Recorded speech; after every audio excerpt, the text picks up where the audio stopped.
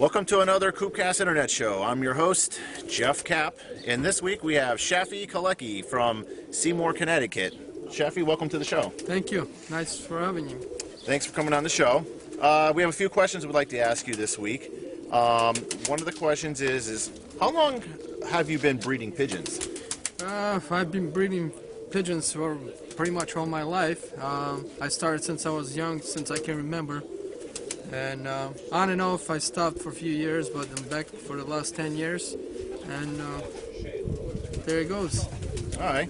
And do you have any specific breeds that you raise? I'm more into flying breeds. I have English tipplers, and I do have some Serbian eye flyers.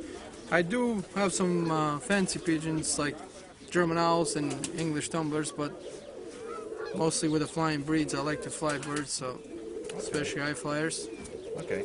And do you have any secrets on raising any of those specific breeds? Well, you do try to keep track of the best birds, breed them like the best to the best, and keep a line going and stuff like that. Yeah. Nothing secret, but something that's known for most. And the bird you're holding in your hands right now, what breed would this be? This would be a Serbian eye flyer. They have the crest. There's a medium-sized bird. They fly really high and for long hours. So. Okay. And this would be a black? This would be black and white, yeah. Just a black and white? Yeah. Okay. And could you give us any tips on, if you were to judge this bird, how many flights it might have, or do they even go by a point system? They do, but this, like I said, mostly this bird is known for flying. They get judged for their height. They're supposed to be flying high until you cannot see their wing movement. Okay. And they're judged by the time and stuff. They do on the shows. I do show them myself sometimes, but they're not really a show bird. They're more a fly bird, but they do judge them by the head, the crest, the beak, the feet, the tail feathers, and stuff like that. But it's, like I said, mainly it's a flying bird. So, but they do look nice for the shows too. So. Dude, it's a very nice looking bird. And do you belong to any specific clubs? I belong to a few clubs. One is Fair Count. Actually, I'm the president right now of the club, and also I belong to the FTS, which is a Flying Tippler Society of USA, and I also belong to the Tri-State Serbian High Fly Club that we just organized the last 5 years, so we're working on it. So. Okay. Do you have any advice that you would give someone just starting out in the hobby or getting into a specific breed? Any advice to someone new? Well, when you get in a certain breed, you got to pick a breed you like and find the best breeder of that breed and go there. It's the best way to go. Go to, the guy that, for example, that competes with the birds, or the guy that shows the birds and want things. Go get birds from them. Get the best birds you can get to start. And when someone starts off with birds, would you recommend them starting off with just one or two pairs, or trying to purchase as many birds as they can? What would your advice be to a beginner? I would see, depends first they got to realize what they like, visit as many people at shows and coops you can, and, see what you like and start with that breed. I would start at least, more than two pairs, you know how that goes when you first get them, and, go from there. So just have control of them, that's it. Okay. And when you got started in the pigeons, did you have a specific mentor that you looked at or towards getting into the pigeon hobby, or for a specific breed? Well, what I come from overseas, this breed is very popular, and also there's the Dunnex, that they use mostly, and the Tipplers are very popular. There's other breeds, but they're more popular than anything. And there's a lot of people that I was inspired, a lot of people that had a lot of good birds, and over there it was a big thing. Almost every neighbor and every neighborhood had people that kept birds, so it was like everywhere you went. For me, it started. One of my uncles had them for a while, and when I was a kid, I started liking them, but I couldn't keep them. Obviously, my parents won't let me till I got a little bit older, and then start building cardboard boxes and all that stuff. So you started breeding pigeons. What would you? How old were you then? When I first got seriously, I had them on and off, and when I was a kid, through the pretty much 10 years old and stuff like that, even earlier, but not seriously. When I started, I was 14 when I built my first real coop and started breeding, actually breeding really progressive and starting looking for competition and stuff. So Okay.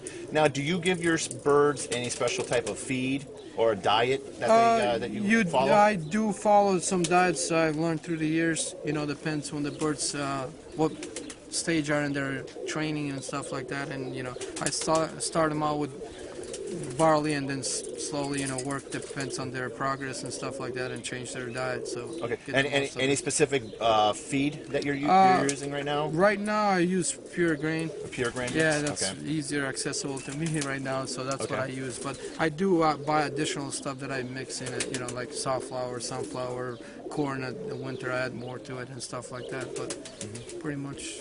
And for the drinking water, do you just give them strictly pure water, or do you ever add vitamins to your I water? always add something to the water. At least one day or twice a day I give them straight water. For most part I do put vitamins, minerals, oil. Teas and whatever I could think and they need it. I'll do it. So you gotta give them because these birds are locked up for most part, and you gotta bring nature to them inside. They can't get it out, so you need it for feathers or health. So you gotta give them vitamins and stuff. Okay. And we noticed that you have a beautiful loft here. What size loft do you have here? My loft is 14 by 8. I just built it last year. I finished it up. I still got a little bit small things to finish up, but it's done and it works pretty well for me. I divide it in sections and flying and breeding and all that stuff. So. Okay. And one of the last questions we're going to leave you with is: have you won any specific awards with the birds that you've bred? Either let it be for showing or for flying records or anything? Yes, I have. Unfortunately, with the club, with the Serbian High Flyers, we just started and we haven't had any real competitions because of work and time and everything else. But I've been competing with the Tipplers for a few years. I won my best time for them. It's 13-13. I won a few times diplomas and stuff, and also I've been entering the birds to the shows here in Connecticut anyway, and I won a few times champion of the breed, but it's not meant much competition. Fortunately, I only get about 25 birds, 30 birds, which is but we're working on it. So hopefully by next few years get more people involved and grow the breed. Okay. All right, well, we're going to go take a look inside Shafi's loft in 1 second here, so just hold on and we'll be right there. Okay, Shafi, if you don't mind showing us your coop here, this would be great.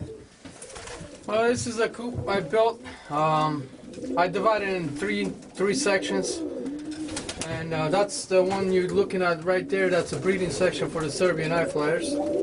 I built a lot of nest boxes, but I don't use them all, as you can see. So just built some extra. I built them all myself. So. And these nest boxes that you have here look like they would just slide right out for easy cleaning, pretty much. Those things all can be removed. They're not even attached. They're just hanging there basically, and you can take them out, take them apart, and clean them. They're easy. I try to make it as easy as possible. Yeah, that's very nice. And then I noticed on the ground that you're using a specific type of, I don't know if you want to call it litter. Yeah, it's they call it a horse pallet or horse bedding. They come in pallets and they kind of break up. Pretty much it becomes like a wood shavings, but it's pretty good. It's not dusty at first, and it works really well. Keeps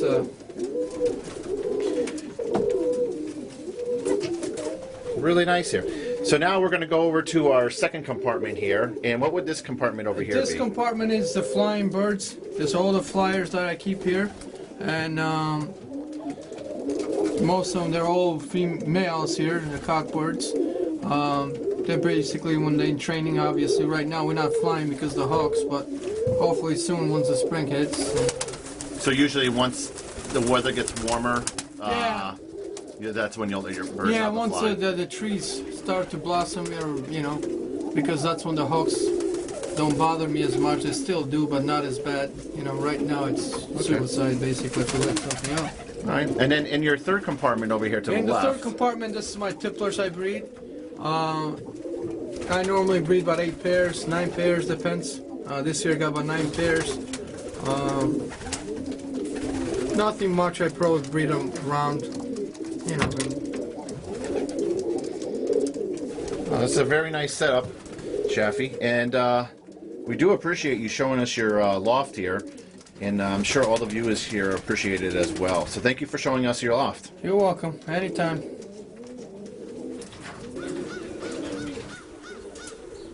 Well, thank you, Shafi, for showing us the inside of Oh, your loft. thank you. You got a beautiful coop. Again, thank you for coming onto the show. And we you look for forward to having me. everyone watching another CoopCast internet show down the road. Thank you for watching this week. See you again. Thank you.